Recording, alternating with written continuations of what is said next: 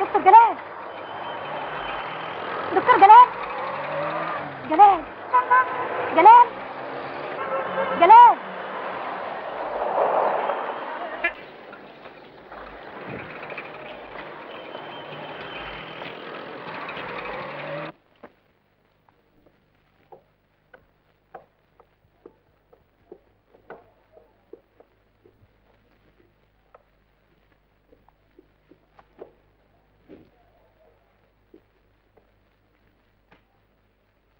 تحب حضرتك ترابيزه تانية؟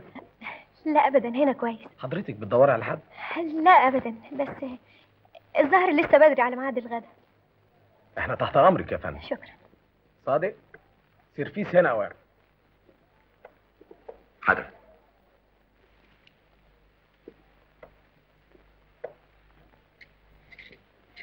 اسمك صادق؟ ايه؟ ايوه فندم.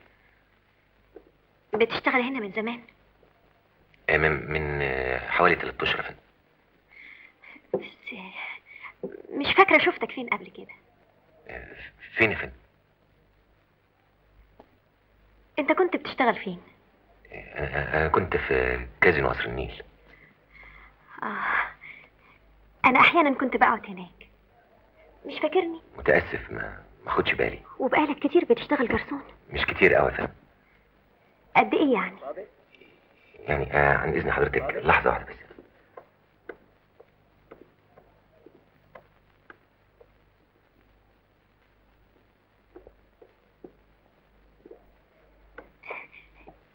التليفون فين من فضلك؟ التليفون قدام على الشمال. متشكرة.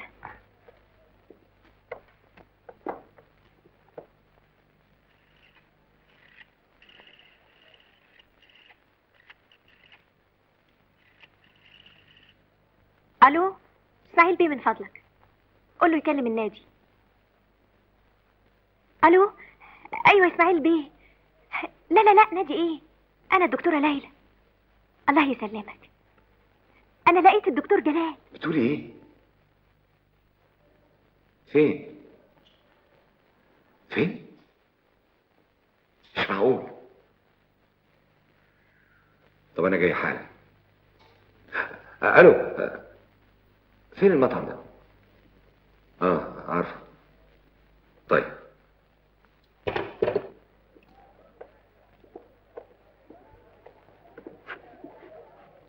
هو فين؟ دلوقتي تشوفه. بيشتغل جرسون؟ كلمتيه؟ طبعا. قال لك ايه؟ قال ان اسمه صادق. صادق؟ يعني مش جلال؟ امال ندهى لي ليه؟ عشان تكدب لي عينيا ووداني وتقول لي اذا كان صادق ولا جلال. صادق طبعا. ايه اللي يخلي دكتور يشتغل جرسون؟ ممكن يا اسماعيل بيه. لا مش ممكن، لازم واحد شبهه.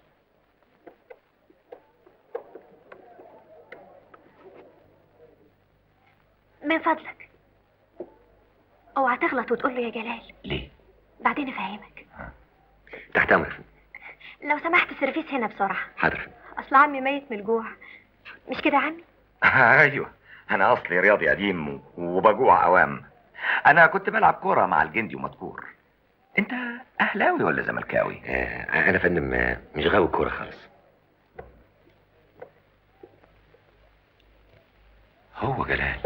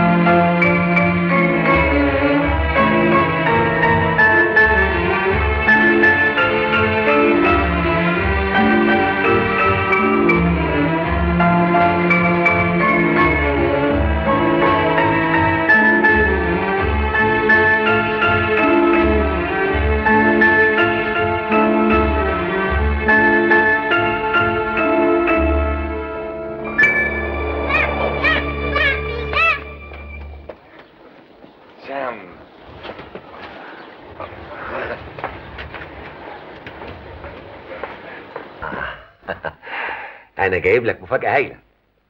ايه هي؟ دلوقتي تشوف. اهي.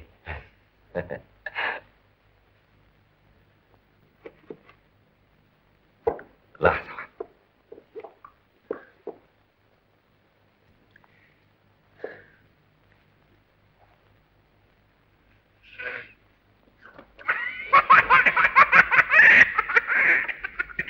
اهي.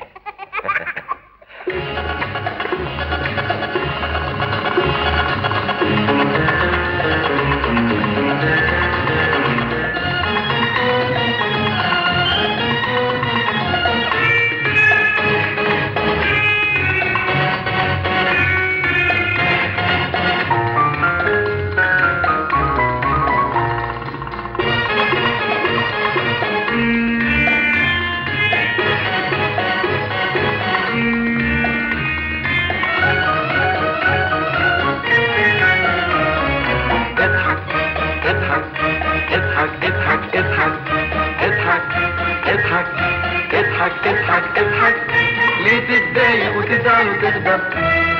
اضحك دايما وافرح والعب.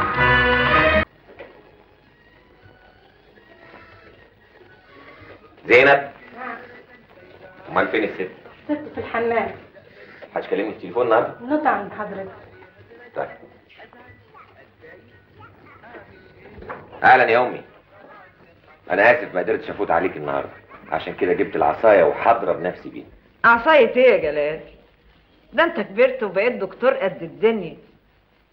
يا سيدي انت مش فاضي، ابعت لي هشام. تحت امرك يا ست الكل، هشام وابو هشام. لا والله ايناس موجوده في الحمام. الله ينعم عليك. موجود. هشام تعال كلم تيتا، قول لها ان احنا هنزورها يوم الجمعه. اهلا يا تيت. ايه هنزورك؟ هنزورك يوم الجمعة ونجيب لك معانا بسبوسة. قول لها مع السلامه. مع السلامة. يلا. طيب مع السلامه يا امي. مع السلامه. زينب قولي للست اوام هموت من الجوع. يلا حبيبي. يلا. صباع كفتة. ها؟ سخنة سخنة يا بابي. أوي أوي أوي. برافو. الواد المجرم الشاهي ده. أنت حرام الكفتة. أنت واد حرام الكفتة. أنت الكفتة. أنت الكفتة يا مجرم. أنت الكفتة. أنت الكفتة. ايه ده يا دكتور؟ ايه اللي بتعملوه ده؟ ايه احنا معلش احنا كنا بنلعب استغماية. انا قلت 100 مرة اذا كان ولا بد تلعبوا يبقى تحت في الجنينة. فعلا احنا غلطانين، مش كده؟ احنا غلطانين. انا متأسف. وانا كمان متأسف.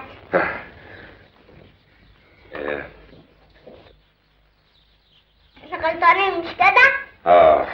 الظاهر كده. انا هروح اصالحها.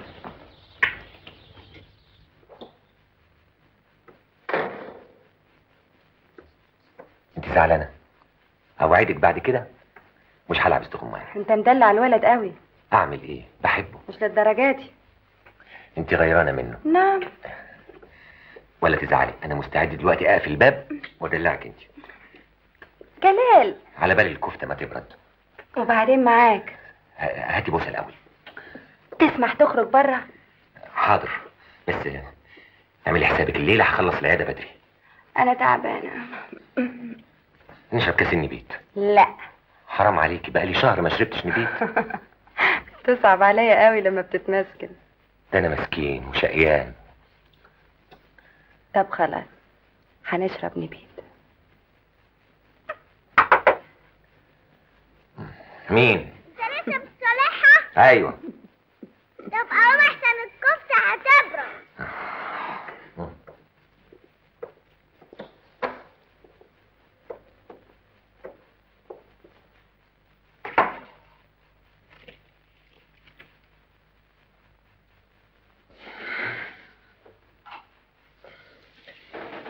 الاباجور اللي عندك. نور الاباجوره اللي عندك. ايه؟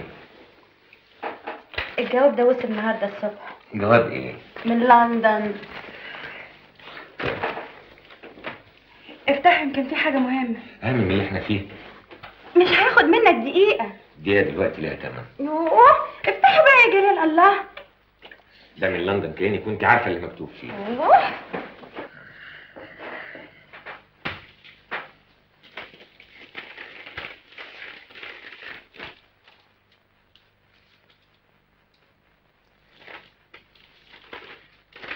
طالبيني تاني وبإلحاح وزودوا المرتب. وايه رايك في ايه؟ تروح تشتغل في لندن؟ طيب نتكلم في الحكايه دي الصبح. هتقول اه ولا لا؟ ما انا قلت قبل كده لا. لا ليه؟ عايزه افهم. لا، انا ناجح جدا في شغلي. هناك هتنجح اكتر. ايش عرفك؟ انا شايفه كده. انت شايفه غلط. وانت صح. انا ادرك ظروف عملي ومستقبلي. خلاص نقفل الموضوع ده. طيب قدامنا شهر بقى على ما ايه؟ ولا حاجه.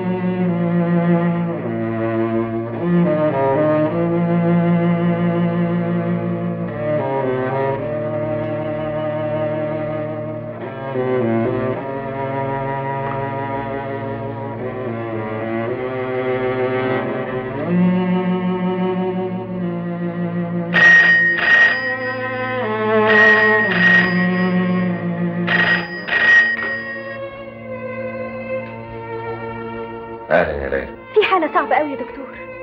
الست في بطنها توأم وصحتها ضعيفة قوي. طب انا جاي حالا.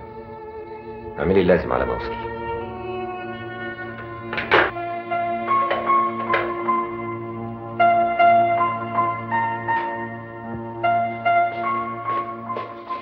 اشمعنى ليلى هي اللي بتكلمك؟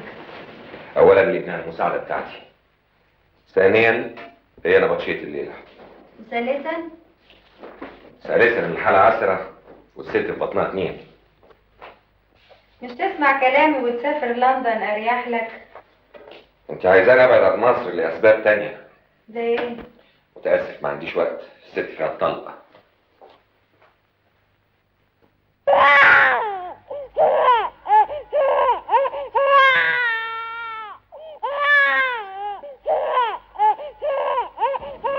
في عيل تاني. مش خلاص يا بنتي والحمد لله؟ لا لسه في العيل الثالث. تالت ايه؟ لا مش ممكن، الدكتور لازم غلطان. 3 مستحيل. هي ميتي كلها كام؟ وحياتك يا بنتي قولوا للدكتور كفايه كده. هو بيده يا استاذ. قولي له اقفل ومالوش دعوه هو. يا ناس يا عالم، 3 و4 يبقوا 7. 7 يا ناس يا عالم. ده لسه في كمان. الله حي، الرابع جاي. الاطفال يتنقلوا الحضانه. حاضر يا دكتور. سميحه انت شغلتك الاطفال وبس. حاضر. ما تتنقليش من جنب الحضانه. وباعملي نبطشيه مع كاميليا. حاضر. الحمد لله على السلامه. الحمد لله على سلامتك. تولدي 5 ليه؟ شايفه اللي تتحسدي. شد حيلك يا راجل. وانت يا دكتور بتعمل فيها كده ليه؟ هو انا اللي عملت يا اخي؟ ما انتوا الحق عليكم. ليه الست ما بتمنعش؟ غلبت يا دكتوره، اقراص وما اشبه، مفيش فايده. امنع انت. ازاي؟ لا بعدين ابقى اقول لك.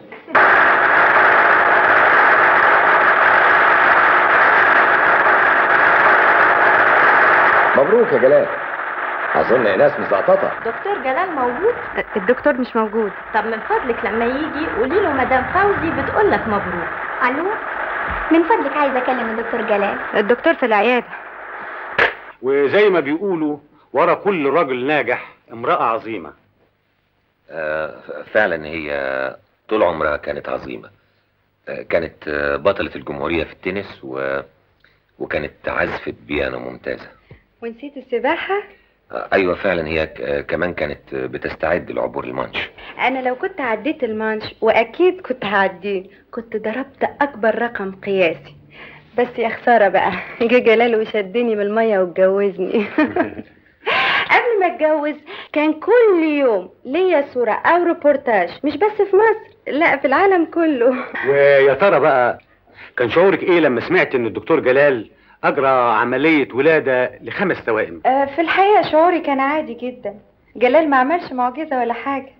ده تواضع ولا ايه يا فندم؟ لا ابدا، دي صراحة.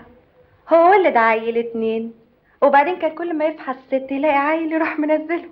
لما خلصت العيال خلصت العملية. ولا ايه يا جلال؟ كده برضه. يعني لو كان دكتور مبتدئ كان قدر يقوم بالمهمة الصعبة دي؟ بتهيألي. ولا ايه يا جلال؟ ممكن. دكتورة ليلى، ايه رأيك في الكلام ده؟ الدكتور جلال انسان عظيم جدا، وسر نجاحه التواضع الشديد. العملية يمكن تبدو بسيطة، لكن الام اللي ولدت 5 صحتها كانت ضعيفة جدا، وتعرضت للموت اكتر من مرة في اوضة العمليات، لولا يقظة الدكتور جلال، ولولا ايمانه واخلاصه. وعملية زي دي ما بتنتهيش في اوضة العمليات. الدكتور جلال قعد ايام وليالي سهران جنب الام والاطفال.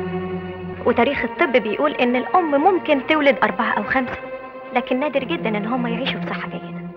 لسه يا ماما. يلا يا حبيبي عشان تنام. مش جايلي نوم. زينب خديه.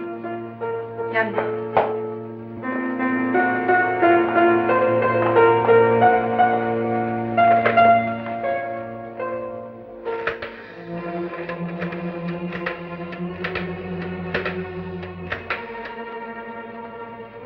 عبد العزيز، اديني الدكتور اوام.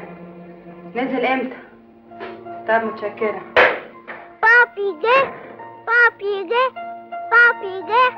اهلا هشام. اهلا حبيبي. انا شفتك في التلفزيون يا بابي. كده؟ هو اتذاع امتى؟ خلص من شوية، كنت كويس أوي يا بابي. والدكتورة ليلى كانت حلوة خالص. انت مش هتنام يعني؟ ادخل نام يا حبيبي. تصبح على خير. هي ليلى قصدها تسفه رأيي؟ ليه لا سمح الله؟ انا قلت الحكاية كلها حظ. مظبوط. امال ليه بتلغي كلامي؟ اهو ده رأيها؟ يعني تكذب؟ لا هي ما كدبتش، هي قالت اللي حصل بالظبط، واللي انا شخصيا ما رضيتش اعلنه في اي مناسبة. مساء الخير. هي ايه بتحبك؟ نعم. انت سمعت السؤال كويس. هي عارفة اني متجوز. هو ده يمنع؟ واني عندي ولد بالدنيا كلها. يعني الولد هو المانع الوحيد. مانع من ايه؟ ما تفكرش اني بغير عليك. انا ما بفكرش في حاجة ابدا. انا بحافظ على كرامتي. يا ستي والله كرامتك محفوظة جدا. البنت دي تسيب المستشفى. بنت مين؟ اللي اسمها ليلى. بس دي دكتورة زيها. تبقى انت تسيب المستشفى. على فين؟ ما اعرفش. طيب انا عندي فكرة، ايه رأيك اسافر لندن؟ انت بتتريق؟ هتشوف. هتسيب البلد يعني هتسيب البلد.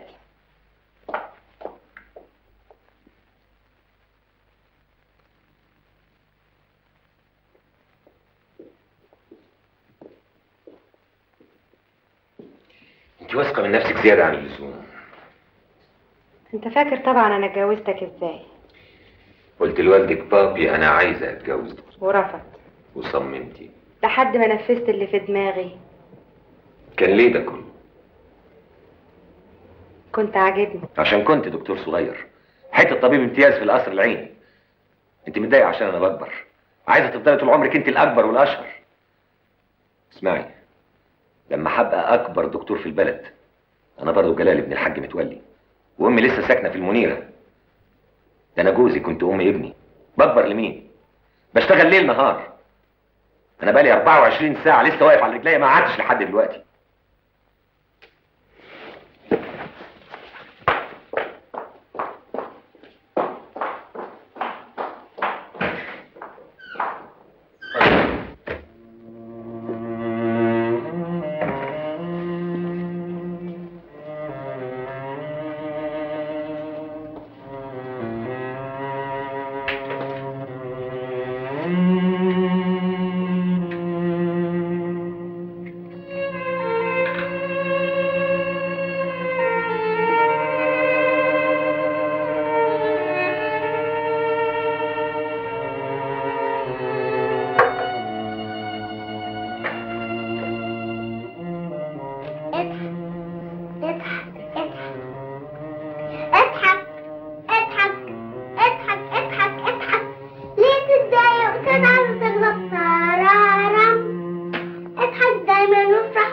اضحك اضحك اضحك اضحك اضحك، ليه تتضايق تغضب تزعل؟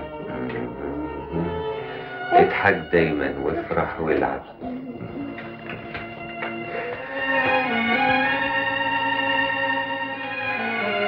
يلا ادخل نام، تصبح على خير.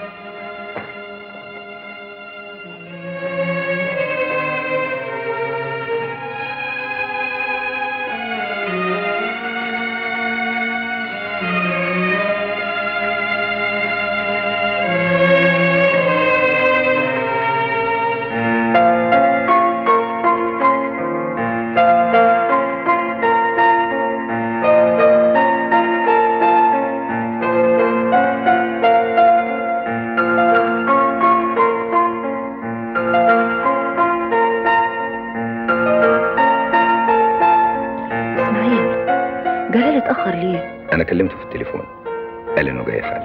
انا حامل في 4 شهور وعايزه انزل الجنين. حاسه بتعب ولا حاجه؟ لا لكن ضروري انزل. متاسف، ده ضد القانون، ما اقدرش الا اذا كان استمرار الحمل فيه خطر عليك. مين اللي مش عايز؟ انتي ولا جوزك؟ هو عارف انك حامل؟ هو اللي مصمم انه ينزل؟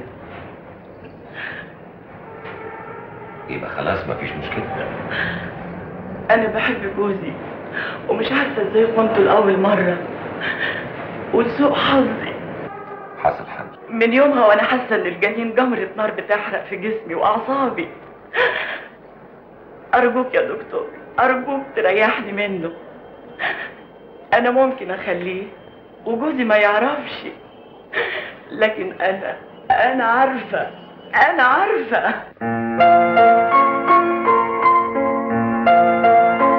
مساء الخير يا ناس. اهلا يا جلال. اهلا يا عمي. اهلا. كل سنه وانت طيب. وانت طيب يا حبيبي. اهلا يا جلال. اهلا. مساء الخير. مساء الخير. اهلا. ازيكم جميعا؟ اتفضل. لا مؤاخذه يا ناس، اتفضلي كملي. معلش كفاية كده. ايناس طول عمرها كده، لما تقول كلمة هي الكلمة. لما كانت طفلة صغيرة وتعوز لعبة مثلا، تروح متمرغة في الأرض ومفرهضة من العياط لحد ما نجيب لها اللعبة، وبعدين تكسرها. بعدين في ساعتها وحياتك. انت بتبالغ قوي يا بابي. اسكتي، ده انت كنت مغلبانة. الله يكون في عون اللي عاشرك. بتخليك معايا يا جلال. بالعكس، الناس لطيفه جدا. ما بتشربش ليه؟ معلش مش عايز. مالك؟ لا سلامتك. ايه صحيح؟ اسمع يا جلال، الليلة دي عيد ميلادي. عقبال 100 سنه ان شاء الله. ورحمة مامة ايناس ان ما كنتش تقول مالك، ما انا طافي الشمع ولا واكل من التورته ولا. لا ابدا يا عمي، مفيش حاجه. اصل في واحده جاتني العياده وربكتني خالص. طب ما تربكنا معاك. هي ست حامل طلبت مني انزل لها الجنين. رفضت طبعا. اتضح انها خانت جوزها وضميرها بيعذبها. وليه ما رضيتش تنزل الجنين؟ ما انت عارفه ان ده ضد القانون. يعني تخلف ويفضل الطفل ينغص عيشتها؟ والله هي تستاهل بقى. طب والزوج ذنبه ايه؟ ما هو الزوج مش هيعرف. مش هيعرف؟ وهيعرف ازاي؟ من شكل الولد. مش شرط ان الولد يطلع شكل ابوه. افرض يا دكتور ان الزوج شك، مجرد شك، ما يقدرش يوصل للحقيقة. ازاي؟ التحليل. التحليل لا يؤكد ابدا انك ابو ابنك، لكن ممكن يؤكد انك مش ابوه. نفرض ان فصيلة الام طلعت او والولد ايه. لو كان الاب ايه يبقى محتمل يكون ابوه. ويحتمل ليه بقى؟ عشان في رجالة كتير غير الاب فصيلة دمهم ايه. مفهوم. الدم. واذا كان الاب يطلع او. الاب او والطفل ايه يبقى قطعا مش ابوه. يعني مفيش اب يقدر يتاكد من ابوته لاولاده. الله اكبر. يعني احنا ابهات كده سبهلله. يا عم دي مشكلة خالدة. الاب الوحيد اللي تأكد من ابوته لاولاده ابونا ادم، لانه ما كانش في راجل غيره على وجه الارض. اذا كل راجل عايز يريح دماغه يفترض ان مراته مخلصة. اقول لكم نقوم نتعشى بقى. اتفضل. طب الدكتوره ليلى على التليفون. طيب حاضر. طب يبقى حصلنا. حاضر. ايوه دكتوره ليلى. طب انا جاي حالا، مسافه السكه. مع السلامه. على فكره يعني اللي هو كان طرح الموضوع ده لك. ايوه. متاسف يا اسماعيل بيه، في حاله مستعجله في المستشفى. كنا عايزينك تطفي الشمع معانا. معلش، هنا عيد ميلاد وهناك عيد ميلاد برضه. كل سنه وانت طيب. انت طيب. هرجع لك عشان نبقى نروح سوا. عن اذنكم جميعا. مع السلامه. مسكين. مش جلال؟ لا، ابو الطفل اللي هيتولد. دلوقتي تلاقيه رايح جاي قلقان بيشرب سيجاره من سيجاره وهو مش عارف اذا كان الولد ابنه ولا لا. الولد ايه وهو او، الولد او وهو ايه او ايه او، دي حاجه تلخبط بقى.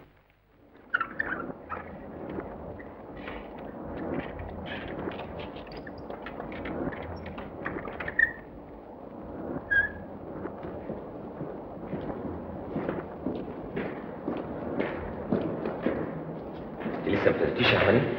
العملية قيصرية والخلاص سابق العين. طيب وما؟ في نزيف. شيء طبيعي. بس يعني حضرتي نقل دم؟ جاهز. انت ساعدتيني في الحاله دي عشرات المرات. ايوه يا دكتور، بس وجودك مهم. لسه مش واثقه من نفسك. دي أول مرة بقى. في اول مره لكل حاجه. يلا على طول عمليات. ما تحلقيش فيا كده، الثواني دلوقتي لها ثمن. دي حياه ام وحياه جنين. يلا مستنيه ايه؟ حاضر. وزي ما قلنا كتير، كويك ان اند كويك اوت. تفتحي بسرعه وتطلعي العين بسرعه. واقفل بسرعة. يلا انا منتظر بره وعايز اسمع صريخ العين حالا. ربنا معاك. الو، مساء الخير يا فندم. لا، دي الدكتوره ليلى هي اللي جوه في العمليه. الدكتور جلال؟ لا، ده قاعد مستنيها بره لما تخلص.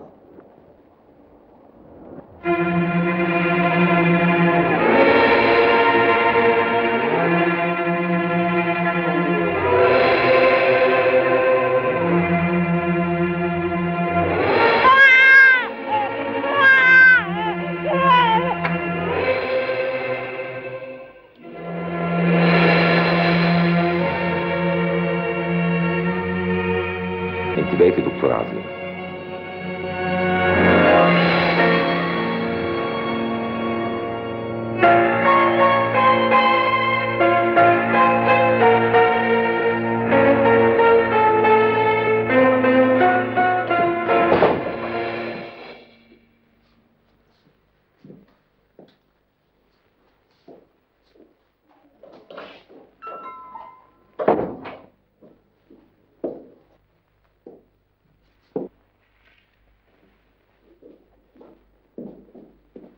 انت فهمتي ايه؟ اللي شفته. طب تسمحي لي اشرح لك الموقف بالظبط؟ دكتورة ليلى غابت في العملية، طال انتظارك. لما خرجت ما قدرتش تحوش أعصابك، حضنتها وبوستها. ده من وجهة نظري، لكن الحقيقة إني غلطانة وأنت حر في تصرفاتك.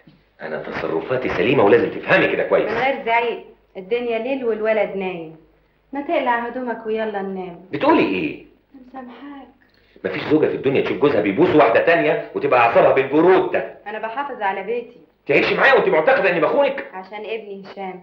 ما تقلع هدومك. طيب لو عكسنا الموقف وكنت أنا اللي شفتك في الوضع ده. بخونك يعني؟ مثلا. ومثلا ليه؟ انت فاهم ان الرجاله بس هم اللي اشقيه؟ انا اعرف واحده متجوزه بقالها 15 سنه وكل شهرين 3 مع واحد ومخلفين عيال حلوين قوي زي هشام كده. عايزة تقولي إيه؟ بتفكر لبعيد ليه؟ انا بقول مثلا. أنا ما أقدرش أعيش مع واحدة توافق إني أخونها، لأن ده بيديلها الحق إنها تخوني. ده يبقى اتفاق غير مباشر بينهم على التساهل والصهينة. انت بتشك فيا يا جلال؟ اشمعنى أنت؟ اللي شفتيه ده مش زي ما أنت فاهمة، صدقيني. تعالى ننام تعالى.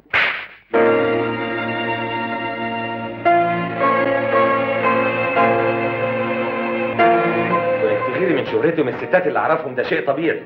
لكن أخونك وتقولي لي تعالى نام جنبي، ده معناه إنك ما بتحبنيش. تصرف غريب وخطير.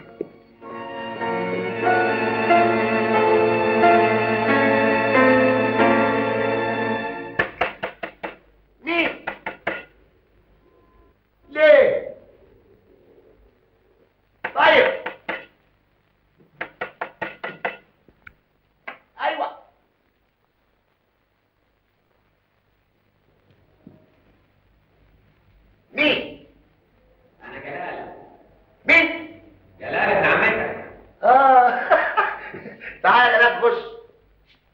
الله ما تخش يا اخي ما ترجع. اهلا يا جلال.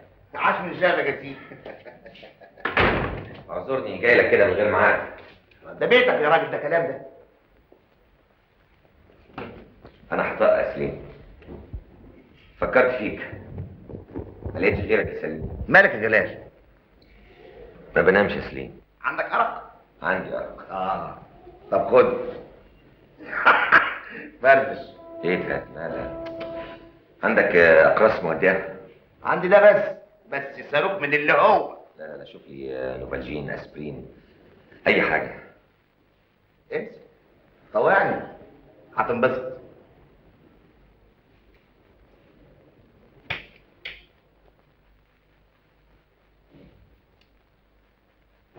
لا ما ترميش الطافيه، خد النفس كويس، طلعه من مناخيرك. ايوه كده. معلش هسه كده، وخد كمان نفس واكتمه. كان يجرى ايه لو العالم ده اتخلق من غير ستات؟ ما كنتش هتلاقي حد تولده. قول لي يا سليم، انت طلقت مراتك ليه صحيح؟ الله، ما بلاش السيره دي بقى. احكي لي بس، ما انت هترجع على قلب للصبح. كانت ليله من 1000 ليله. استلقطت وقعت على ازاز كورفوازيه من اللي هي، وشككت كيلو تفاح على سجارتين مدكوكين من اللي هم، وقعدت انا كده وهي كده. كل ما نشرب ونمز تزيد في عيني جمال ولطافه. بوسه من هنا، بوسه من هنا. وبعدين كان هيغمى عليها. بتموت فيا ها؟ من شوقي، من لهفتي. خدتها بالحضن، قرصت عليها شويه، قالت لي اي اخص عليك يا حسن. حسن؟ حسن مين؟ هو ده بقى السؤال اللي فضلت اساله لها لغايه الصبح. السحها القلم واقول لها حسن مين، ادبها البنيه واقول لها حسن مين. طلع النهار فرهطت وعرقت، وبصوت ضعيف مبحوح منكسر قلت لها روحي وانت طالقه. الحمد لله يا جلجل اللي ما خلفتش منها. صار بقى لو كنت خلفت منها كنت هخفش غل في الواد، كنت هحطه قدامي واقول له مين حسن يا ابن الكلب؟ مين حسن؟ مين حسن يا ولد؟ مين حسن؟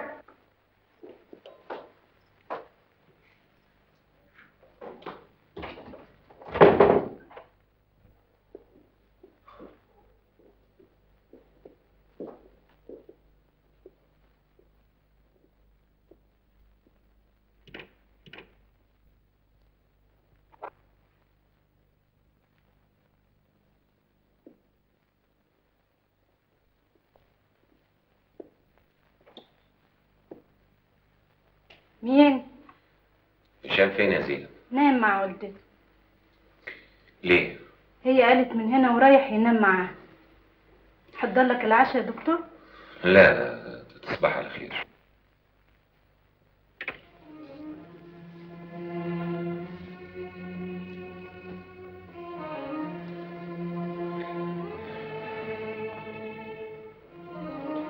حبيبي.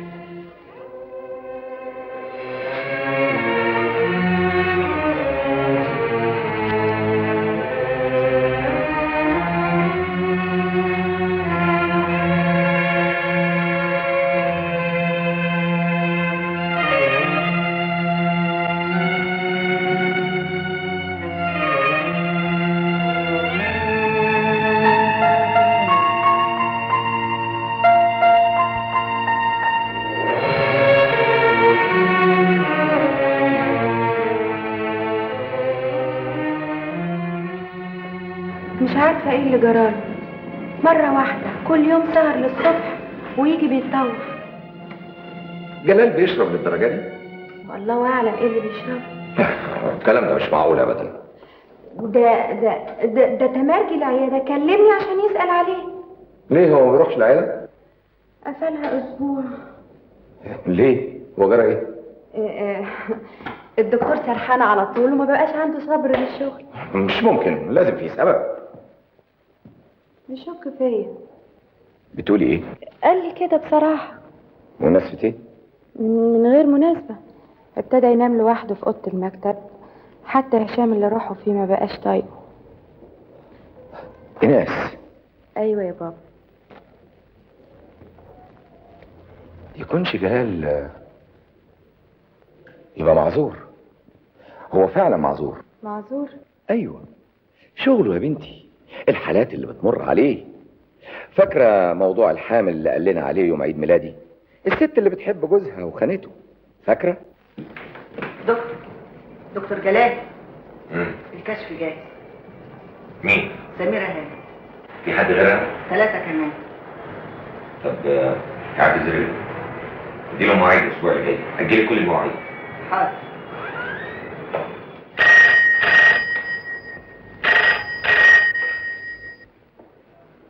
الو. ايوه يا سليم. كده؟ طيب انا جاي.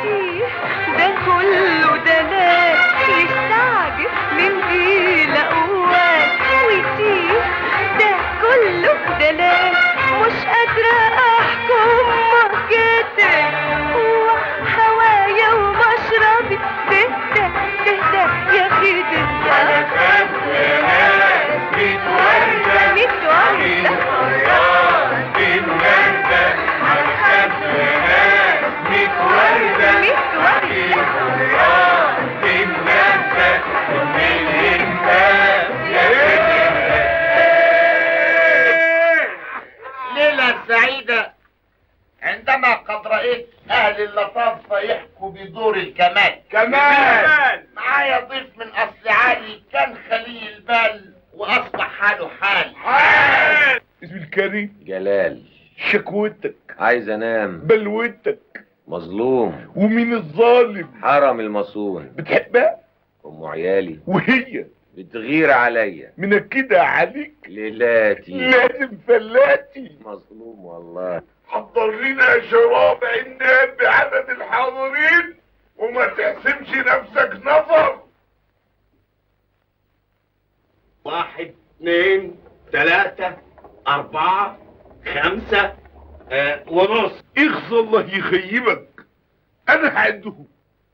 فرقة 1 2 3 4 5 6 7. مش ممكن، في واحد ناقص، احنا 8.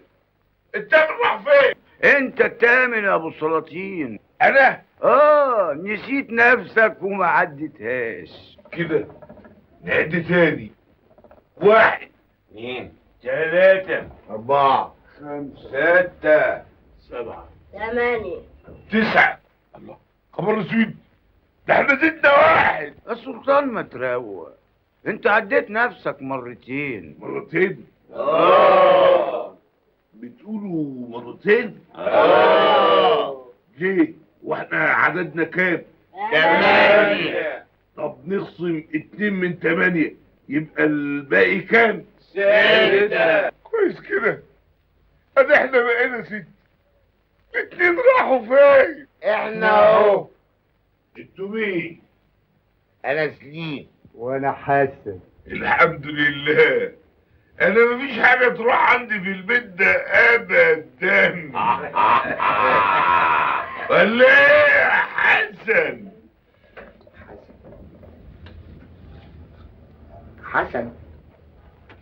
حسن يا ابن الرفضي.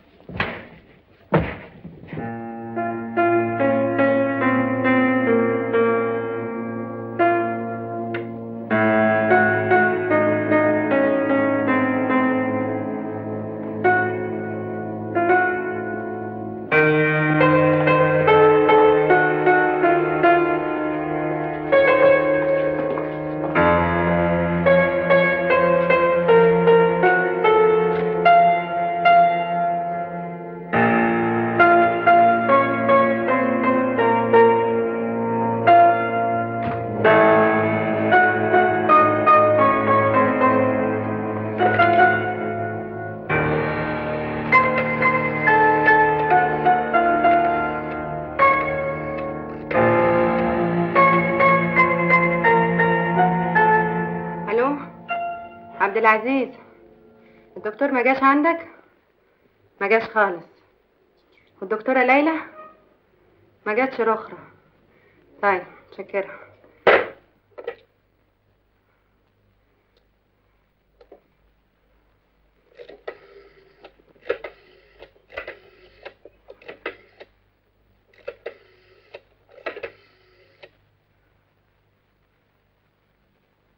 الو، منزل الدكتورة ليلى؟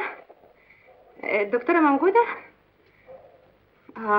لا انا اصلي اتصلت بيها بالمستشفى ما لقيتهاش. لا معلش هتصل بيها بعدين.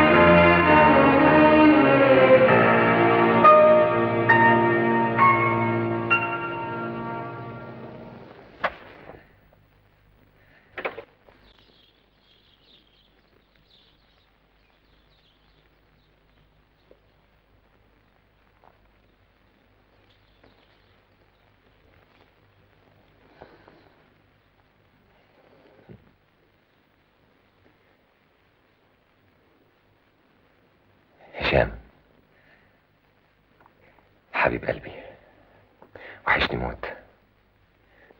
انت كمان وحشتني يا بابي. يلا يا هشام ميعاد المدرسة. من اذنك يا بابي. مع السلامة حبيبي. اسمع، أنا هفوت عليك في المدرسة. عارف ليه؟ عشان أبوسك وأشبع منك. يا أخي أنا ما بشبعش منك أبدا. هشام، صباح الخير. أهلا. أنا مسافرة اسكندرية يومين. عشان؟ هغير هوا. وهاخد هشام معايا. والمدرسة؟ هاخد له أجازة. يلا يا هشام، دادا مستنياك. يلا. عن إذنك. انت ايه حكايتك بالظبط؟ تسافري يسافر معاكي، تنامي ينام معاكي. لازم تفهمي ان هشام ابني زي ما هو ابنك. احنا هنفضل في النهارده على طول؟ بتسأليني انا؟ عندك حق، انا غلطانة. ابتديت تكره البيت وتسهر ليلاتي للصبح. انت مش مرتاح يا جلال. فعلا. والحل؟ الحل في ايدك انت يا هانم. الحل دايما في ايد الراجل. عايزاني اطلقك؟ اللي تشوفه. حاضر، اطلقك واخلص من قرفك. هشام هيعيش معايا طبعا. معاكي؟ طبعا. الام اقرب للطفل من ابوه. انت اللي بتقول كده. بقول ايه؟ انت متأكد ان هشام ابنك؟ متأكد طبعا. بتهيألك. انت بتنكتي؟ مش عرفك اني كنت مخلصة لك. للأسف انك مش قادر تفهم. تعالي هنا. افهم ايه؟ انت غبي.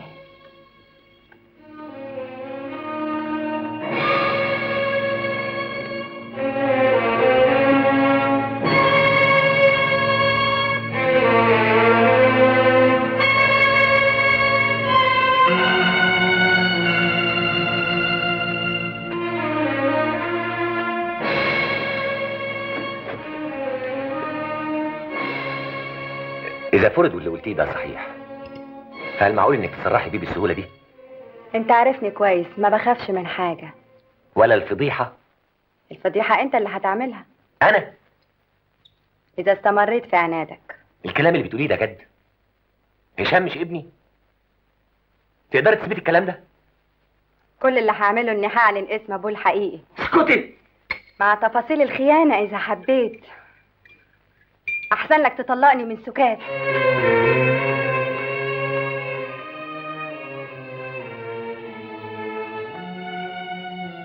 أنا بحب جوزي ومش عارفة ازاي كنت لأول مرة، ولسوء حظي حصل حاجة. من يومها وأنا حاسة إن الجنين جمرة نار بتحرق في جسمي وأعصابي. أرجوك يا دكتور، أرجوك تريحني منه. أنا ممكن أخليه وجوزي ما يعرفش، لكن أنا عارفة، أنا عارفة.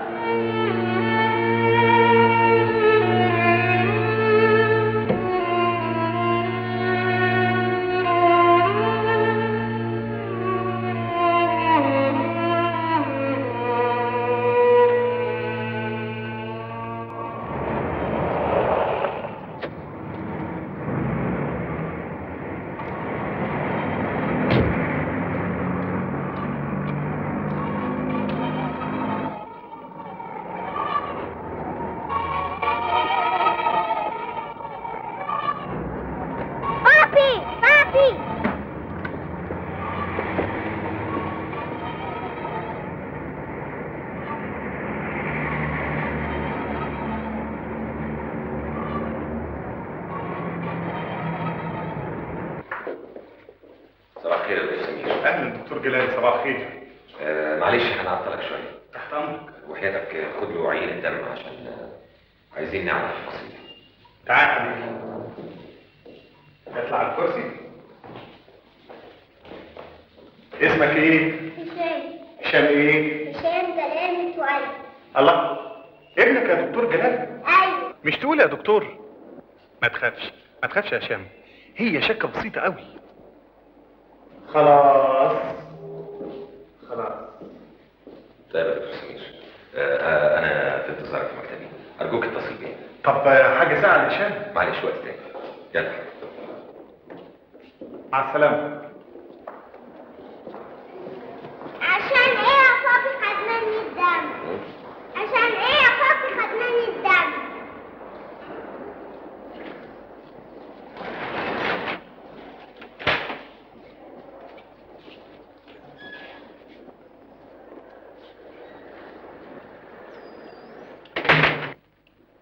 صباح الخير يا دكتور جلال.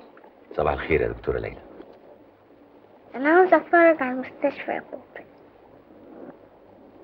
تسمح تسيبهولي؟ انا هفرجه على المستشفى. طيب انا في المكتب.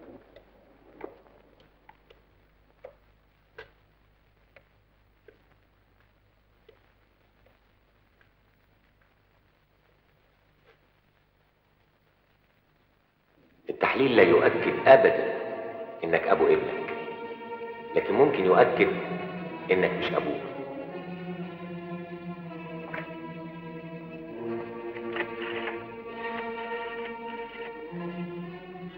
دكتور سمير وحيد. ايوه سمير. طيب انا في انتظارك. شكرا.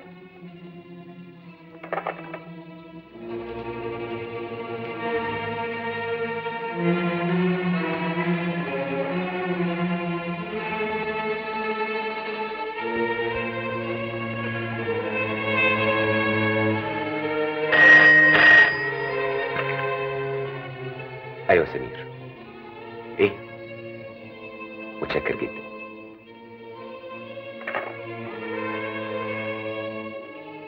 نفرض ان فصيلة الام طلعت او والولد ايه. لو كان الاب ايه يبقى محتمل يكون ابوه. ويحتمل ليه بقى؟ عشان في رجالة كتير غير الاب فصيلة دمهم ايه. مفهوم.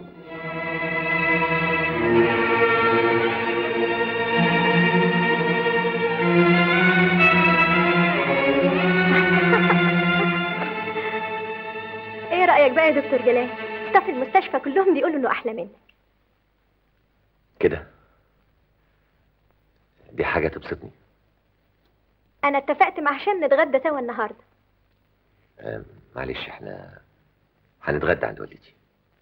ما دام عند الست الوالده خلاص اتأجل انا بقى. يلا يا هشام عن اذنك.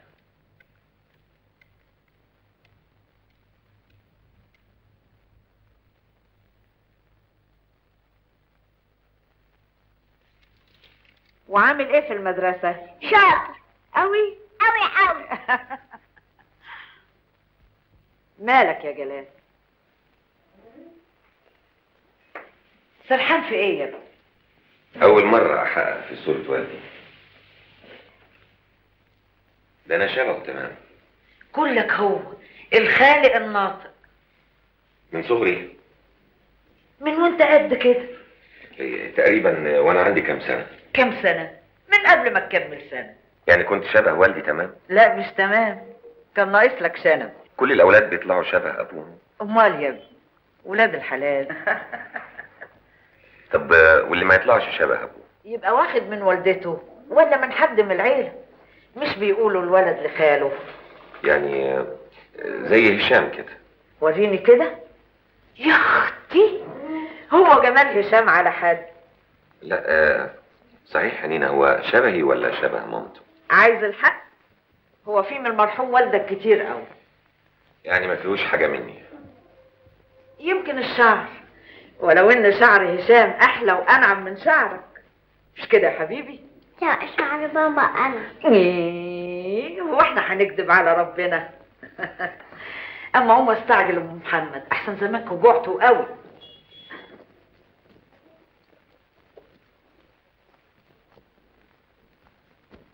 انت متأكد ان هشام ابنك؟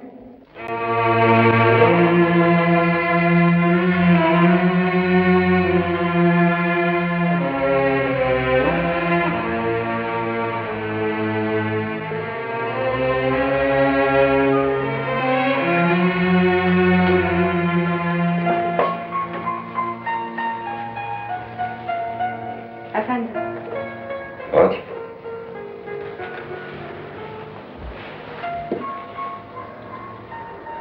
لو قلت لك اني هسافر لندن تقولي لي الحقيقه؟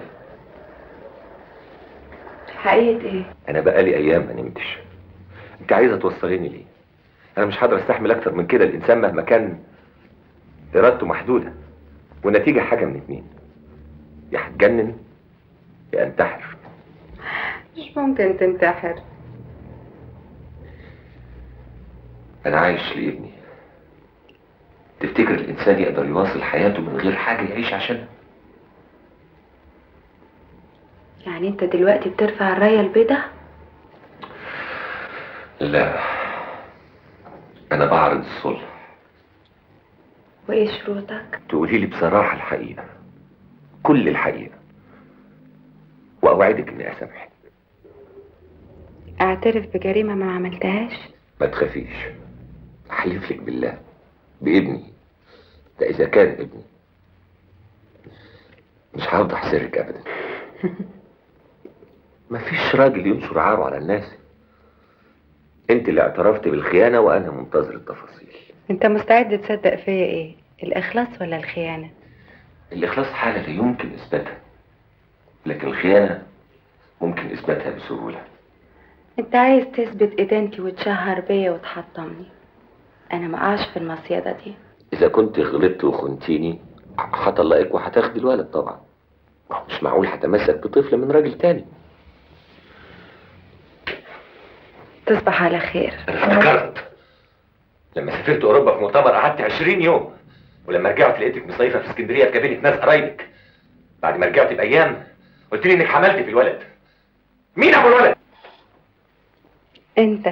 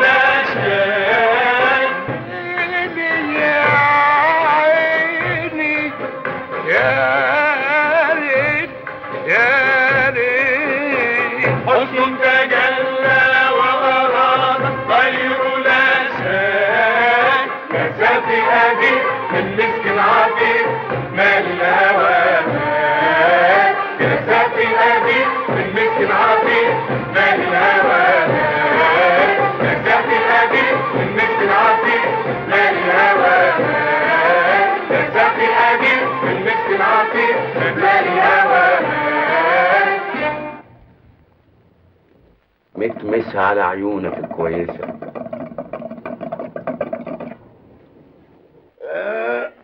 على رأي المثل يا جماعة، الضيف المجنون ينسطر ويقوم. ما هو بدري يا سحاب. معلش بقى ابو السلاطين، اروح بدري عشان اشقر على العيال. انا عيال فيه ولادي حبايبي، بذاكر لهم عقبال عندك. واحد في الاعداديه، الثاني في الثانويه، الثالث في معهد السلنسلكي. قصدك سلكي؟ اسلم مخك. طب والرابع؟ رابع ايه؟ الولد الرابع ماله؟ في عندي مدرسة. مدرسة ايه؟ ده انا اللي بسألك. بتسأل عن ايه؟ خبر اسود عن الولد الرابع فين؟ الولد الرابع انا مش عارف يا سلطان. ازاي بقى؟ اصل انا مخلف 3 بس.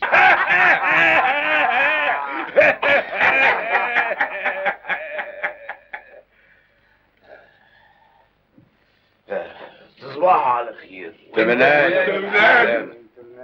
قطع دراعي هتروح تلاقي العيال نايمين زي بعضه، يذاكر لمراته ويجيب لنا العيل الرابع.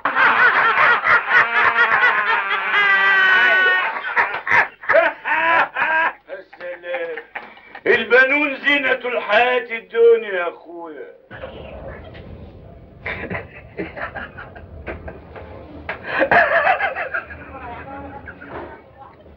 ايه العبارة يا سي جلال؟ ما هي حاجة تفطس من الضحك. بقى عايز تجيب العيل الرابع وتقول ولادي حبايبي. الله. طب وفيها ايه دي يا جلجل؟ يا راجل قول ولاد مراتي. مش فاهم. قول لي انت كل عيالك شبهك. لا هما طلعوا مشكلين. 2 طالعين سمر زيي والتالت قمح لامه. طب والابيض؟ الابيض الله، انا ما عنديش حد ابيض. هيحصل. الرابع هيطلع ابيض. قصدك ايه بالظبط؟ لا ما تدقش، ده كلام ابن عم حديد. لا يا صاحبي، كل كلامه له اصل. جوته الشاعر الألماني الشهير قال: على الرجل أن يثق في بنوة أولاده. حد يقدر يثق في حاجة ما دام الأمر متعلق بست. ست عارفين يعني ايه ست؟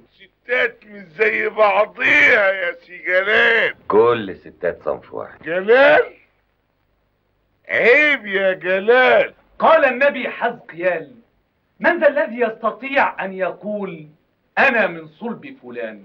الأحمق الذي يقول هذا أبي. الله الله الله الله الله الله الله. ما بس انت وهو. افهم يا سلطان، انت حابس مراتك فوق ليه؟ عشان ما حدش يستجري يشوفها. ولا انت حتى بتشوفها؟ انا بشوفها بعقلي وقلبي. عندك حق. اللي عندهم عيون عملوا بيها ايه؟ عايشين عمي.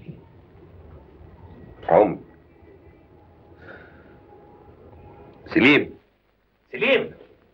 انت فين يا سليم؟ سلامة نظرك، سليم مش هنا، ده سافر استراليا.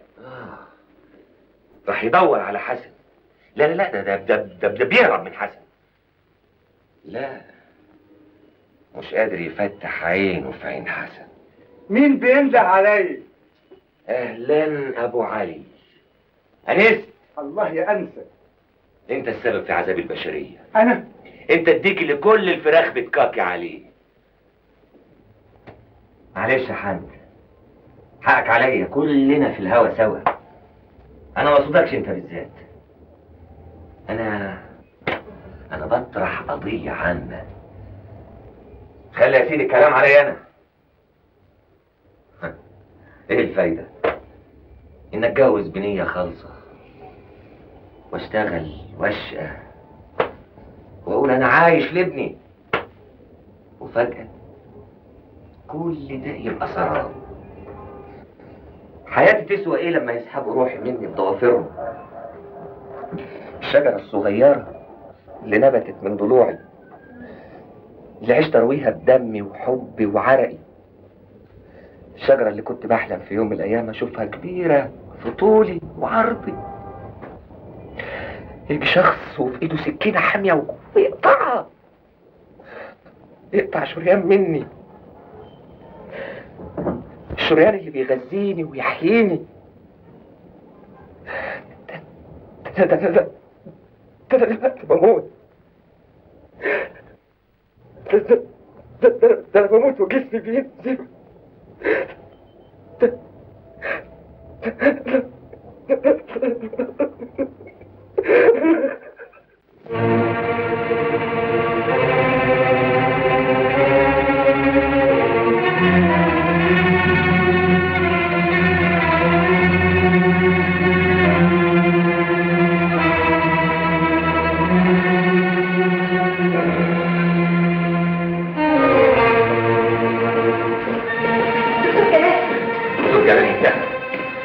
أول مرة طفل يموت في إيدي. بس أنت مش مسؤول. أمال مين المسؤول؟ أعصابي منهارة. إيديا دايما بتشنجي أي حاجة تمسكها تبقى عايزة تحطمها. خلاص الدكتور جلال انتهى.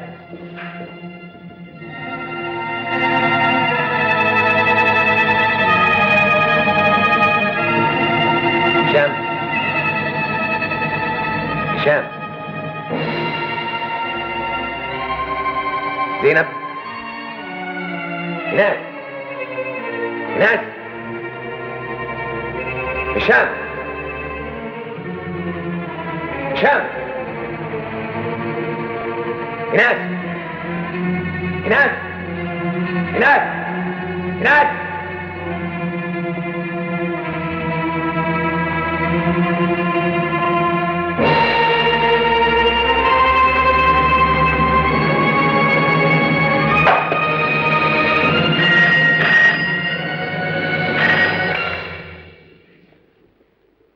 الو الو الو دكتور جلال. الو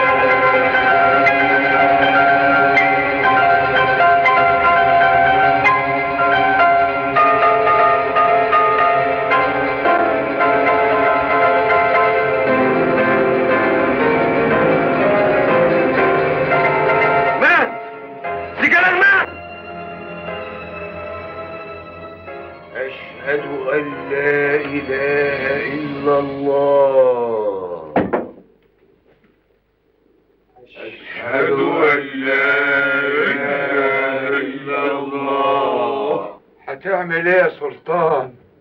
ده مات وشبع موت. اشوفه اشوفه.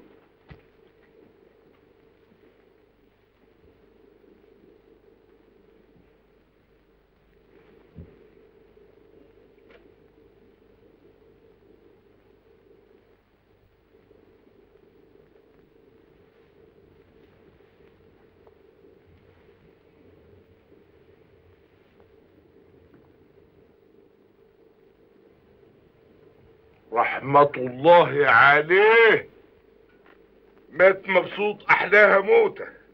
اوعدني يا ربي بحق دعاء الوالدين أتسطل دي السطلة وغمض عيني ما فتحهاش.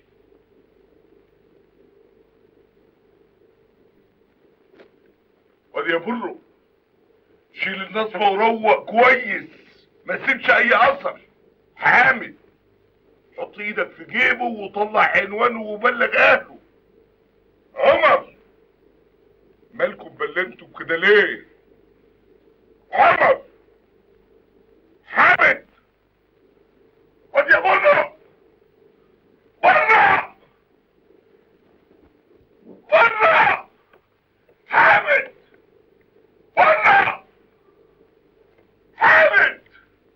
بره بره. بتصرخ على مين؟ ما جريوا.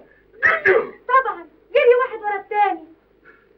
الاساطير، الجمرة، الانابب. وده ايه الملقح على الارض ده؟ وقعنا بالمحصول يا ماما وكبست على نفسه. ودي قصة اللي يمشي مع العيال. هدى انت رحت فين؟ جريت انت الاخرى. انا اهو واقفة ولا قاعدة؟ قاعدة. طب هنعمل ايه؟ دبريني. اطلع انت استريح وسيبهولي. هتعمل ايه؟ هدلك له قلب. ينفع؟ هجرب. طب اوام بسرعة.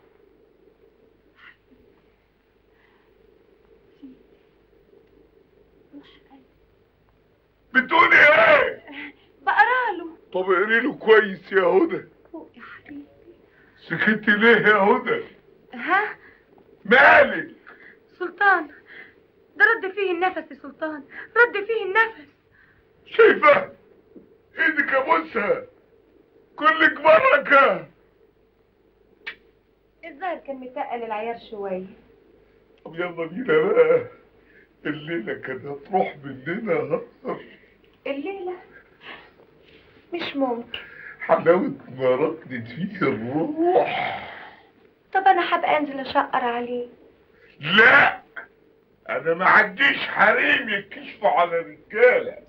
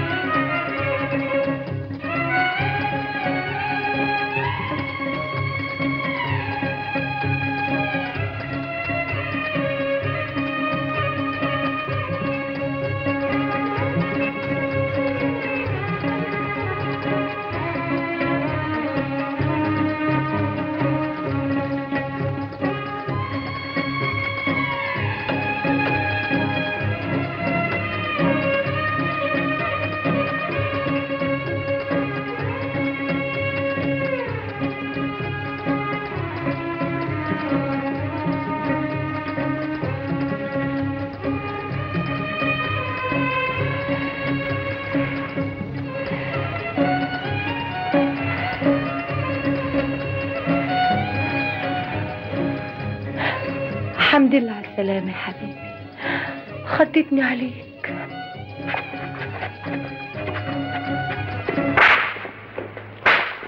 هدى هدى هدى، هو مات تاني ولا ايه؟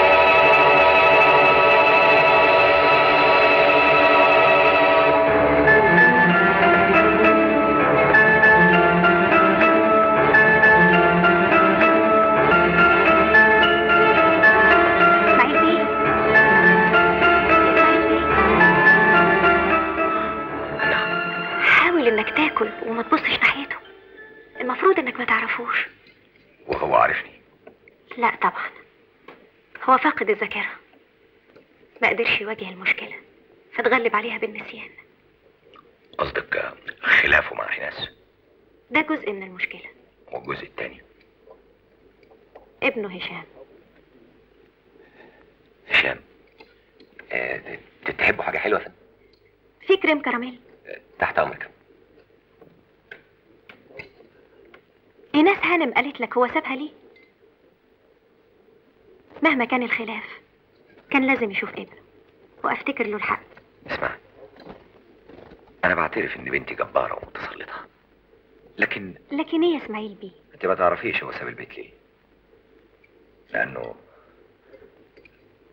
لانه شك في ابوته لهشام. مش يمكن هي اللي دخلت الشك في قلبه؟ هي؟ طب ليه؟ مجرد تحدي. في ستات لما تتزنق تعمل اكتر من كده. على حساب نفسها؟ حضرتك بتقول انها جبارة ومتسلطة. طب وابنها ذنبه ايه؟ الثعلب لما بيتمسك في مصيدة بيقطع حتة من جسمه عشان يهرب. الكلام ده بيننا وبين بعض، وما تقولش لحد ان احنا شفنا جلال، حتى هشام. لحد ما اتصل بيه. متر، الحساب من فضلك.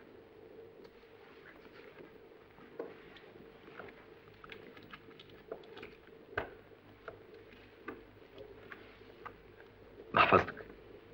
انا سايباها مخصوص.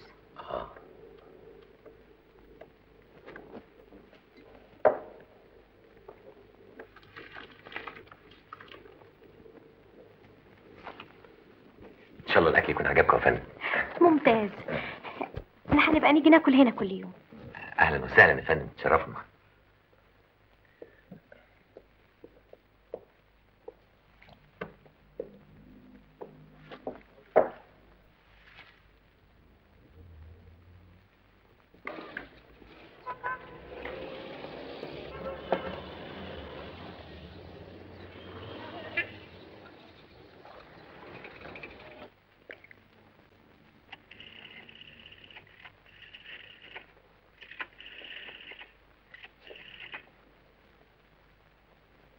الو، عاوزه اكلم المتر صادق لو سمحت. صادق، انا الدكتوره ليلى. لقيتها؟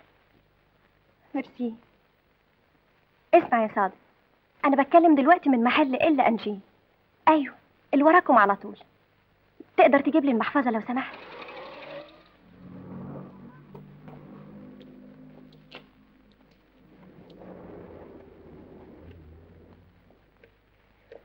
ميرسي قوي. انت كنت بتجري؟ شويه. او هكون عطلتك عن الشغل؟ لا ابدا، انا خلصت شغلي وكنت مروح على طول. طب دقيقه واحده.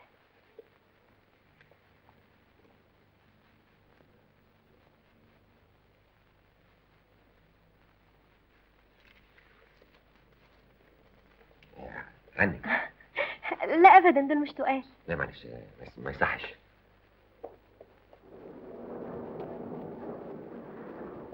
اتفضل.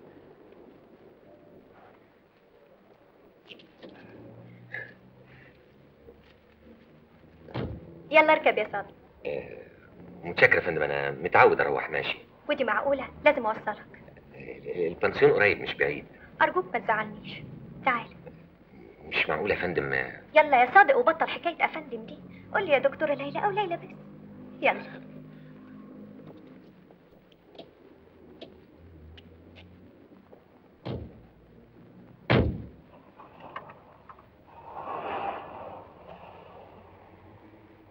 هو البنسيون بتاعك فين بالظبط؟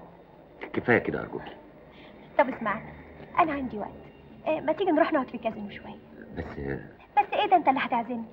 انا خلاص فلوسي خلصت. تحت امرك. بيبقى عندك شغل بالليل؟ على العشاء. عندك ايام اجازات؟ يوم الثلاث. طبعا بتتفسح وتهيص. ابدا. ولا بتروحش اي حته؟ ولا بتزور قرايب ولا معارف؟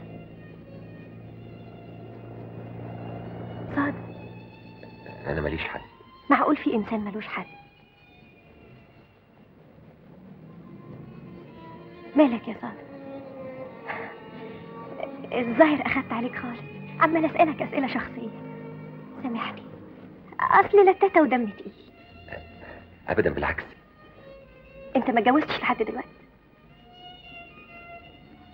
باين عليك كنت متجوز. الناس قالوا لي كده. ناس؟ وانت مش فاكر اذا كنت اتجوزت ولا لا؟ بس يا عم، 100% عندك فقدان ذاكره. فعلا. يا بختك، ده انت ربنا راضي عليك. الحياه كلها عذاب. يا ريت الانسان كل ما تحصل له حاجه تزعله يفقد الذاكره ويبتدي حياته من جديد. ده النسيان يا صادق رحمه. انا موافق على الطريقه اللي انت ماشيه عليها، واذا قابلتيه بحد من اللي كانوا في حياته لازم يعاملوا زيك، ومحدش ابدا يقول له على شخصيته الحقيقيه، والا هيهرب منكم. طب يا ترى يا دكتور في امل انه يخف؟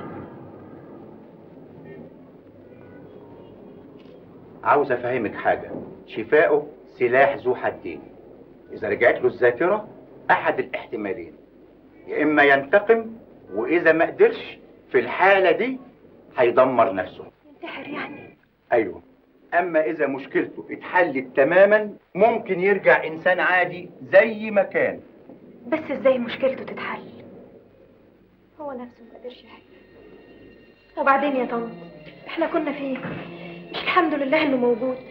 طيب امتى هشوفه يا بنتي؟ انا وعدتك خلاص.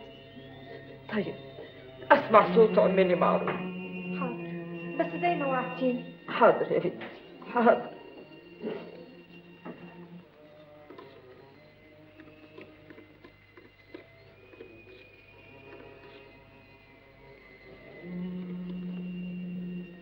الو، اقدر اكلم المتر صادق من فضلك؟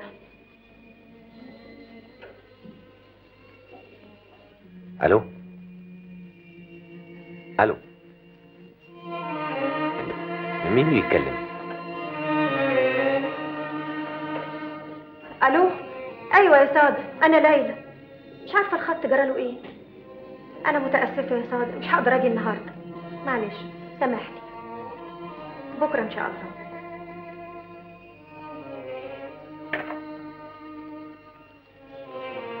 طم، من فضلك عايزه فنجان قهوه. هقوم اعمل لك قهوه يا بنتي. ميرسي قوي.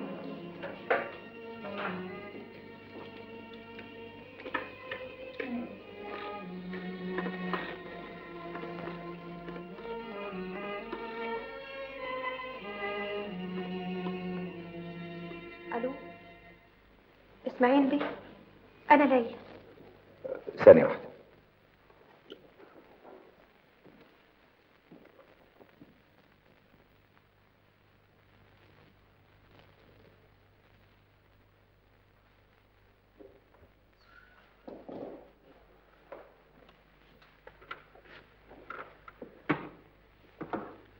الو، ايوه، بكره. طيب هفهم هشام ايه بالظبط؟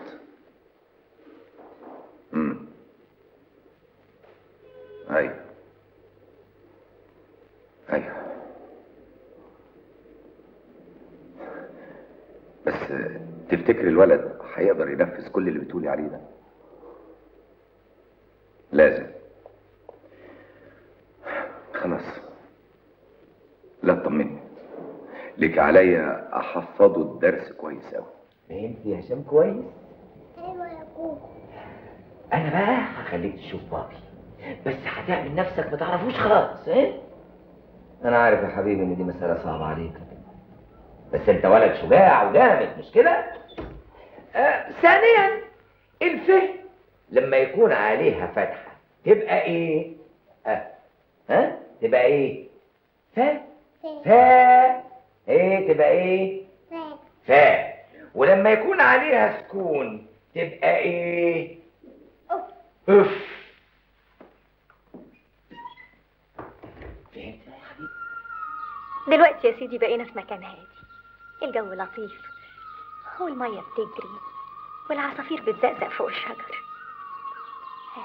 كنت عاوز تقول لي ايه؟ مش معقول. ايه هو اللي مش معقول؟ انت دكتورة وانا جرسون. نكتة دي. صادق، انت تعرفيني من الاول. بمناسبة ايه السؤال ده؟ وبتحاولي ترجعيني للماضي. نعم، وايه كمان؟ الدكاترة قالوا لي اني فقدت الذاكرة عشان انسى فترة عذاب ما قدرتش اتحملها، وكان ممكن اتجنن او انتحر او ارتكب جريمة قتل. ارجوك ارحميني، انا عايش لوحدي وماليش علاقة باي حد، ومش عايز يبقى لي علاقة بحد.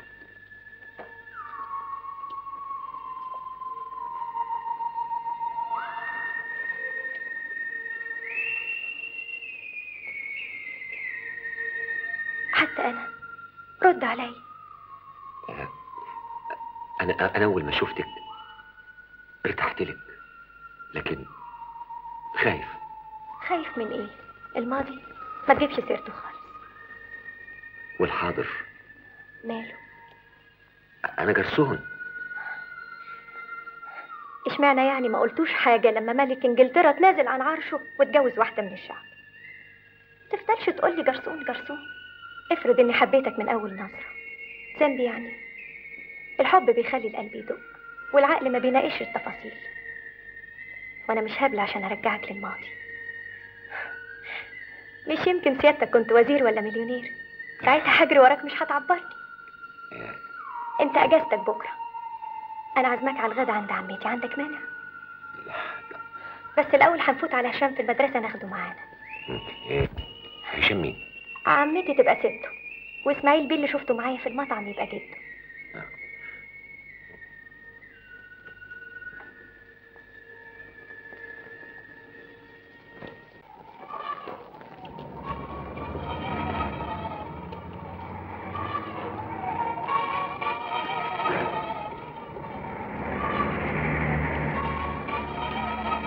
دقيقة واحدة.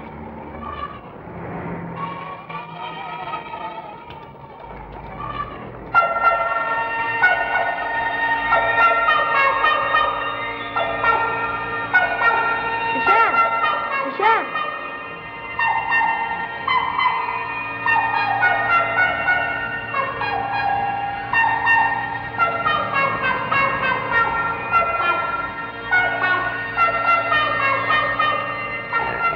انت هشام؟ ايوه. طنط ليلى بتدور عليك والله؟ دلوقتي تيجي. مش ده باباك يا هشام؟ امال ليه قلت لنا انه مات؟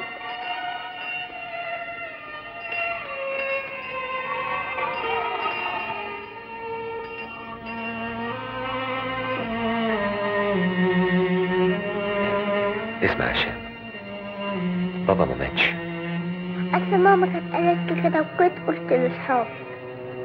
لا يا حبيبي، هو مسافر وهيرجع تاني. طنط ليلى قالت لي كده.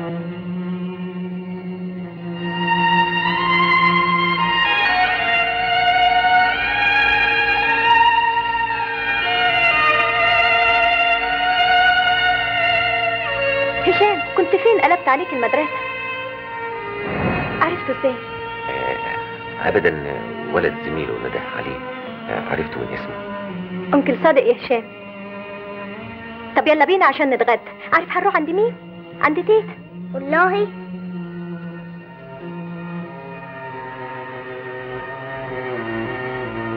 لا لا لا لا، مش كده. امال بقى هشام الصغير فهمناه الدرس وحفظه، تقوم انتي. ما هو مش معقول اشوف ابني قدامي واعمل ما اعرفوش. امسكي اعصابك، قومي انت افتحي الباب وانا هدخل جوه دلوقتي.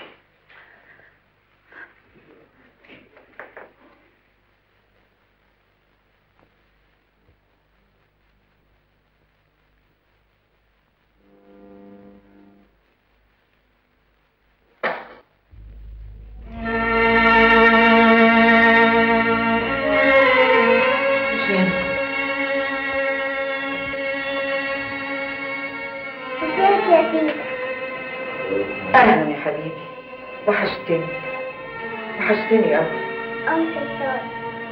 اهلا وسهلا يا اتفضل.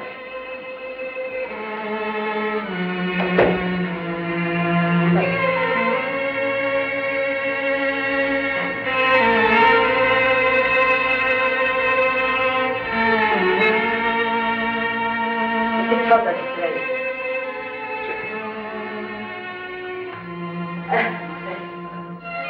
نورت البيت يا ليلى. كلمتني كتير عنك. هي فين امها؟ بتركن العربية وجاية حالا.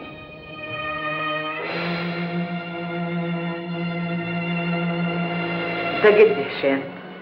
عارفة يا تيتا، انت صادق بيقول ان بابا ما ماتش. لا يا حبيبي، ما ماتش ما ماتش.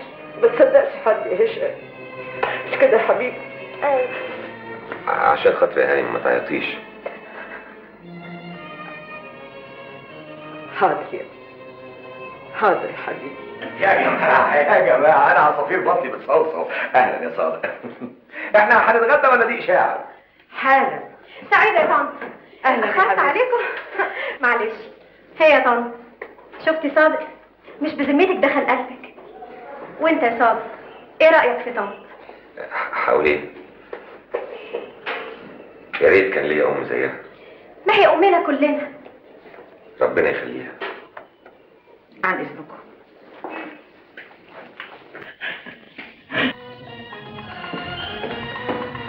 ما تعيطيش يا طنط.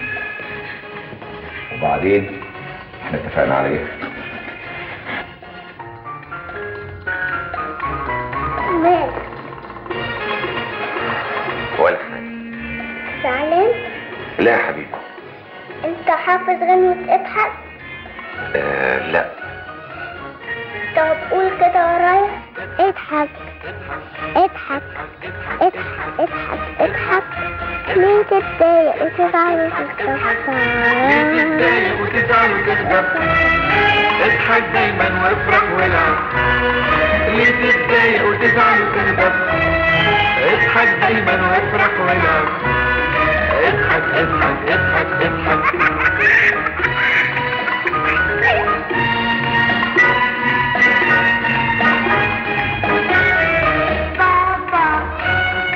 لو نسي مرة يديني مصروف اللي معودني عليه، ما كانتش ظروفه مساعدة وماهوش فاكة اعمل ايه؟ ازعل؟ لا. اتضايق؟ لا.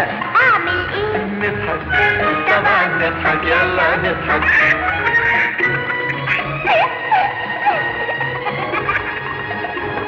انت ما بتذاكرش ليه؟ ذاكرت يا ماما. طب قوم قفل الاسطوانه دي وذاكر. انت لازم تطلع الاول، فاهم؟ بتوقف عليها تركز. ازعل؟ لا. اتضايق؟ لا.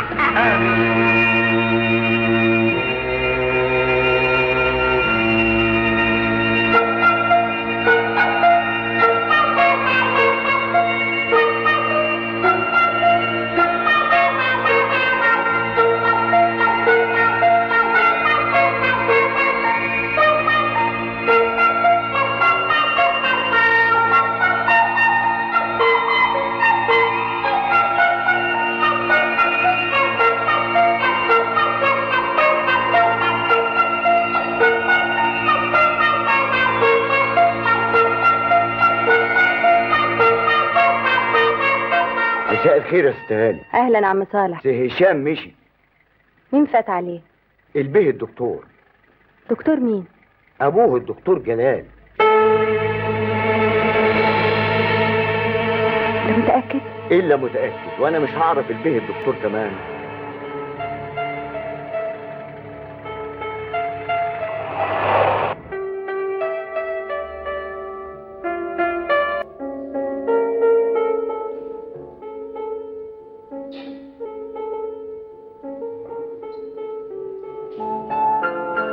مالك واقف كده ليه؟ هشام اتخطف. خطف؟ ازاي؟ ابوه فات عليه في المدرسه وخطفه. وداه فين؟ انا اللي منتظراك تقول لي وداه فين. لو انا عرفت. كلم ليلى هاني نسالها وداه فين. ليلى؟ ايوه، البواب قال لي على كل حاجه. البيه اللي قعدتوا تدوروا عليه وتقولوا مسكين، يمكن مات يمكن انتحر، ظهر وقعد يلف على الواد لغايه ما خطفه. هيتجوز ليلى. ليلى هتبقى ام هشام. امه ازاي؟ ما احنا كلنا شاهدين انك انت اللي ولدتيه. حضرتك واخد الحكايه هزار؟ والله انا مبسوط ان جلال ظهر وبان، ومبسوط اكتر انه ابتدى يهتم بالولد ويحبه.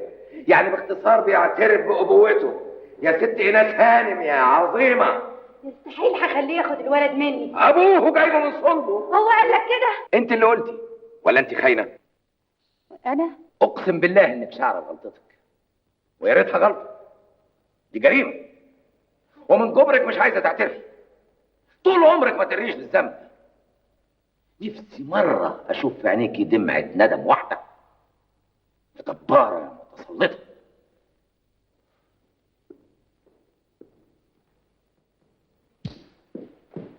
هو ساكن فين؟ هو مين؟ الدكتور.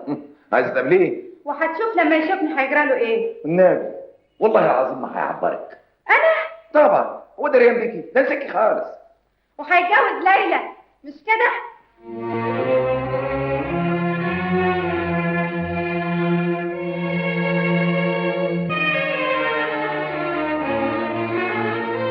لو شفتك بتكلمه تاني هقتلك.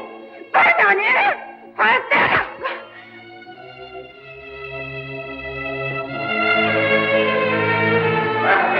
محدش له دعوه بيا. بدل ما تدوري عليه انا هقول لك هو فين. هو بيتغدى كل يوم في مطعم علاء الدين ويتعشى كمان.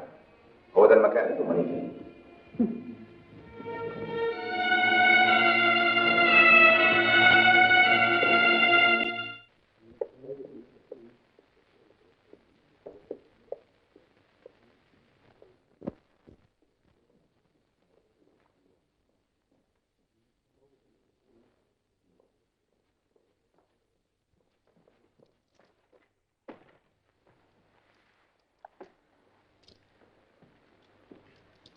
افندم يا مدام.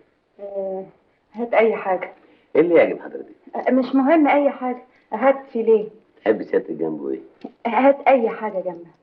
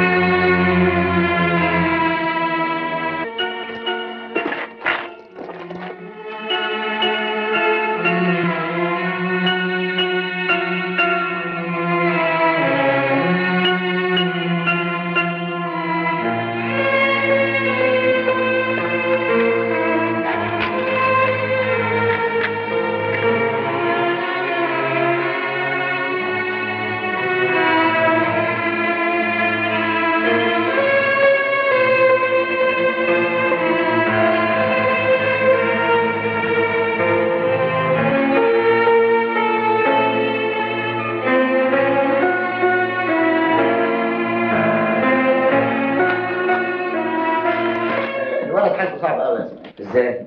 عنده صدمة شديدة جدا. هو ايه اللي حصل؟ حاجات كتير. اقدر اعرفها؟ مفيش فايدة يا عاصم. اتكلم يا اسماعيل، يمكن اقدر اساعدك. مفيش فايدة. على العموم انا كتبت له على حبوب مهدئة، لانه لازم يقضي معظم وقته نايم. وفي الاوقات اللي يصحى فيها مفيش داعي لحد يزعجه او يثيره. شكرا يا عاصم. وعلى العموم اذا احتجتني فانا تحت امرك في اي وقت. شكرا.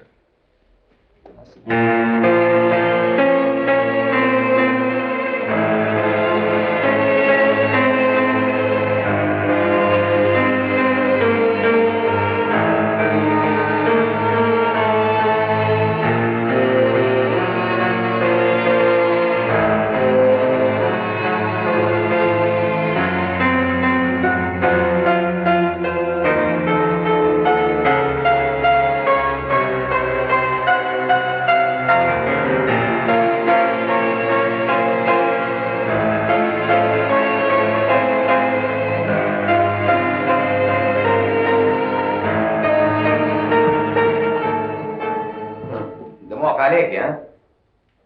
لازم قابلتيه. شفت جلال بقى ايه؟ وهشام ماله هشام؟ مسكين حملناه فوق طاقته. بقى يشوف ابوه قدامه ويقول له يا انكل. كلمة بابا تبقى على لسانه ومش قادر يقولها بيحوشها. اتحرم من اجمل كلمة يقولها طفل لابوه.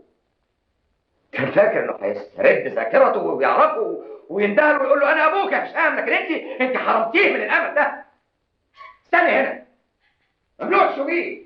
لازم يستريح الولد ليل ونهار من غير ما حد يزعجه، فاهمه؟ يمكن ينسى زي ابوه.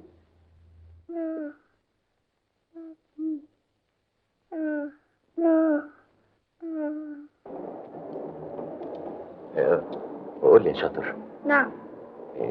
انت تعرف هشام؟ هشام جلال؟ ايوه. ده عيان وبقاله يومين ما بيجيش.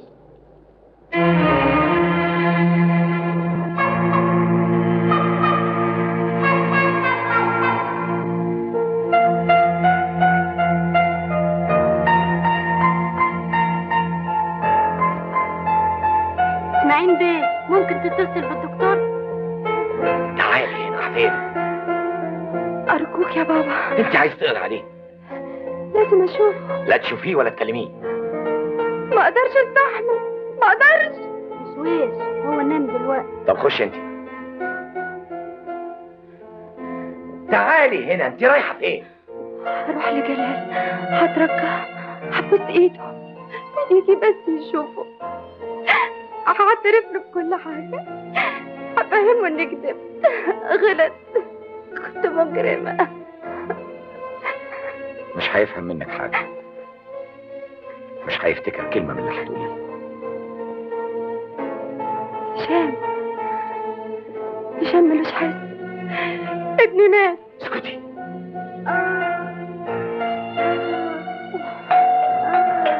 الدكتور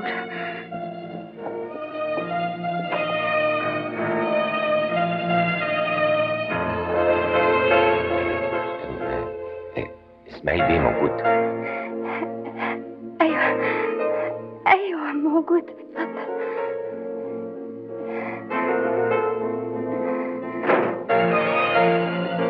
اهلا يا صاحبي. اهلا اتفضل. اهلا اسماعيل بيه. انا ايناس، مش فاكرني؟ مش حضرتك جيتي عندنا في الرستوران؟ تعال يا صادق، اقعد. لا مؤاخذة اسماعيل بيه، جاي من غير ميعاد، اصل سمعت ان هشام عيان. بكره يخف ويبقى كويس. اقدر اشوفه؟ لا، هو نايم دلوقتي.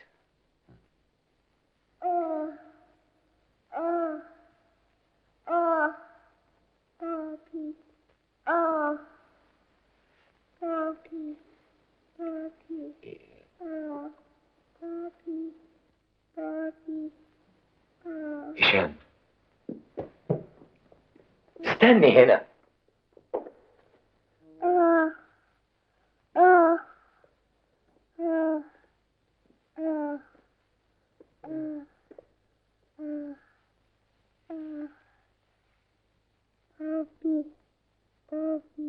هشام، هشام، هشام، انت بابي.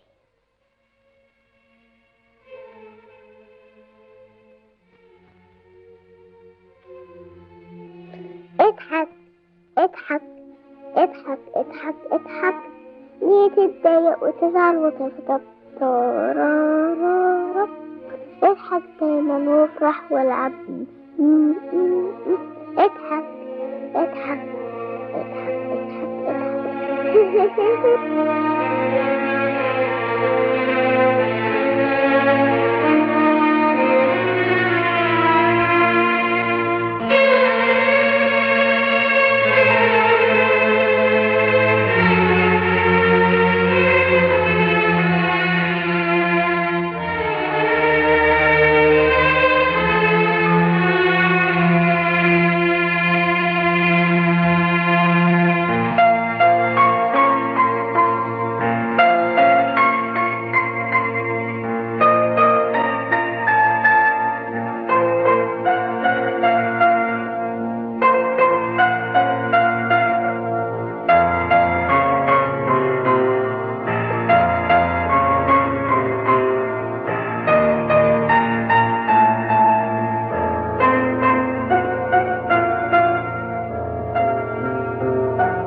جلال،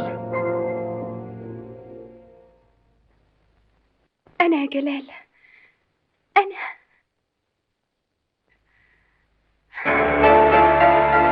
أنا يا جلال،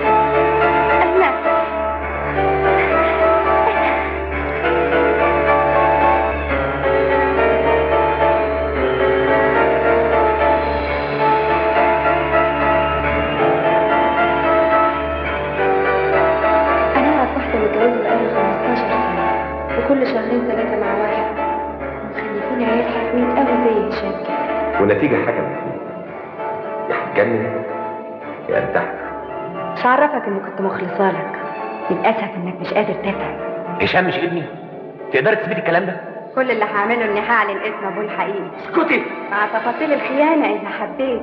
انت متأكد ان هشام ابنك؟ متأكد طبعا. بتهيألك. مش عرفك اني كنت مخلصة لك. هشام مش ابني، تقدري تثبتي الكلام ده؟ كل اللي هعمله اني هعلن اسم ابوه الحقيقي. هعلن اسم ابوه الحقيقي. اضرب. افتكر. افتكر. بابي ابني. بابي هشام.